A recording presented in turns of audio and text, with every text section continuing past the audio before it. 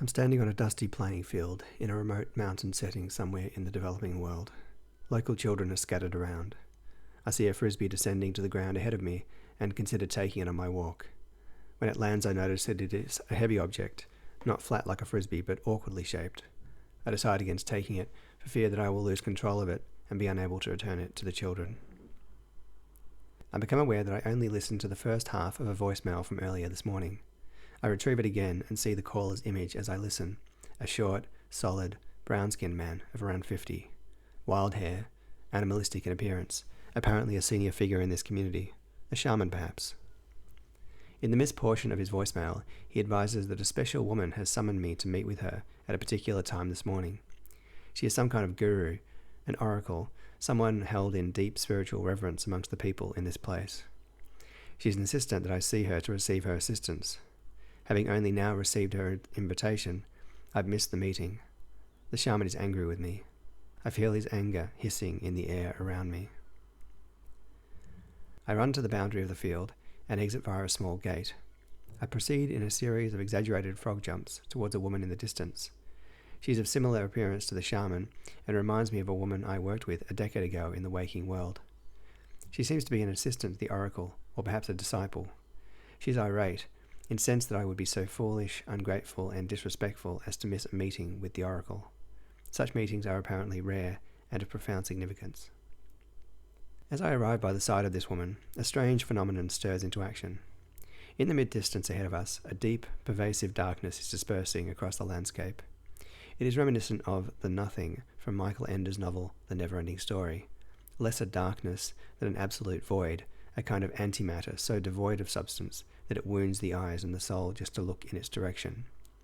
The void is pluming out like heavy clouds of smoke, accompanied by its voice, the savage, sadistic, bloodthirsty growl of a wolf. This is a scene of pure, relentless terror. As we stand there, the void is accelerating towards us, the growling growing ever louder and more depraved. The experience takes on the proportions of an altered state of consciousness, where the approaching doom is perceived less by the outward-facing senses than it is as a swirling physical and metaphysical process within the substrate of the mind-body continuum. As it becomes impossibly loud and impossibly close, I begin to wonder if, in fact, this void was never outside of myself to begin with, that it has rather arisen from some place hidden deep within me and now becomes closer and louder, not by approaching from without, but by swelling to fill my body from within. This helps to explain the profound sense of terror, too, for the feared attack is not an impending threat from the outside, but is rather actual and live within me. The fear is indescribably intense. My consciousness is shot through with the sense that this unearthly darkness will at any moment manifest physically into the wolf-like creature that its voice suggests, and my companion and I will be torn to shreds. Our gruesome death is imminent. My companion, for her part, is not coping at all. She's yelling and screaming and crying in a desperate and futile attempt to escape the grip of this terrifying force. For my part, I'm coexisting in two opposing frames of being. On the one hand, the terror has compressed and frozen my energy body into a dense, rigid column, quivering erratically at high frequency, with localized volcanic storms of emotional activity. On the other, the overwhelm and the profound vulnerability is driving a subtle but unambiguous resolve to stand my ground. The irrepressibility of the terror has broken my resistance to death. I've been forced to accept and hand myself over to the possibility that this violence is a distortion of my perception, or a deliberate play on behalf of some benevolent entity to fortify my spirit through a baptism of fire, that whatever the case, it may not actually kill me, not the whole of me, that the things that might most profoundly bring one alive will most often begin life as objects of terrible pain, confusion, and loss of bearings, even as abject nightmares. This perspective does not, however, fill me with hope or a sense of power.